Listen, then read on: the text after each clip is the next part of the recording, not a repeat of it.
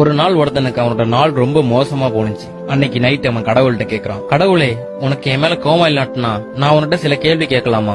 அதுக்கு கடவுள் கேளுங்கிறாரு. ஏன் என்னோட நாளை இன்னைக்கு நீ ரொம்ப மோசமாக்குன?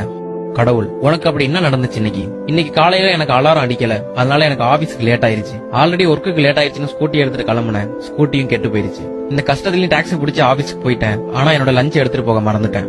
ஆபீஸ் போனா ஆபீஸ்லயும் கேண்டீன் போட்டி இருந்துச்சு. இன்னைக்கு ஃபுல்லா நான் சாப்பிடவே இல்ல.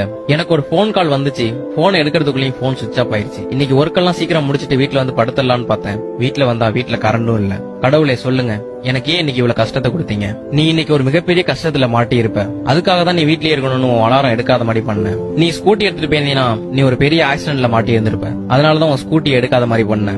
நீ கேண்டீன்ல போய் சாப்பிட்டு இருந்தீனா உனக்கு அது ஃபுட் பாய்சன் ஆயிருக்கும், அதனாலதான் உன்னை சாப்பிட விடாம பண்ண. உனக்கு வந்த ஒரு போன் கால் அது ஒரு பெரிய ஸ்கேம். நீ அந்த போன் கால் அட்டன் பண்ணியிருந்தீனா நீ அந்த ஸ்கேம்ல மாட்டி இருந்திருப்ப, அதனாலதான் உன் போனை சுவிட்ச் ஆஃப் ஆக